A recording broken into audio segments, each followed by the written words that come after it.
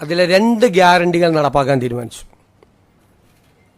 ഒന്ന്, KSRTC ബസ്സുകളിലെ സ്ത്രീകൾക്കുള്ള സൗജന്യ യാത്ര അനുവദിക്കുന്ന സംബന്ധിച്ച് ജൂൺ 15-ാം തീയതി മുതൽ നടപ്പാക്കും.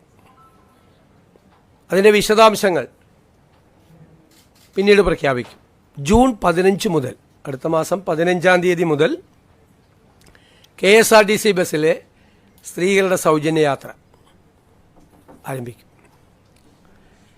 രണ്ടാമത്തെ കാര്യം, ഒരു വയോജനങ്ങൾക്കായുള്ള പ്രത്യേക വകുപ്പ് രൂപീകരിക്കും എന്ന് ഇന്ദിരാ ഗ്യാരണ്ടിയിലുണ്ടായിരുന്നു. നിങ്ങൾ കേൾക്കുമ്പോൾ അത് തീരുമാനമെടുത്തിട്ടുണ്ട്. വയോജനങ്ങൾക്കായി പ്രത്യേക വകുപ്പ് രൂപീകരിക്കാൻ പോവുക. ഞാൻ വളരെ അഭിമാനത്തോടെ പറയുന്നു, എൻ്റെ അറിവിൽ നമ്മുടെ രാജ്യത്ത് ആദ്യമായിട്ടാണ് ഒരു സംസ്ഥാനത്ത് വയോജനങ്ങൾക്ക് വേണ്ടി പ്രത്യേകമായ വകുപ്പ് രൂപീകരിക്കുന്നത്.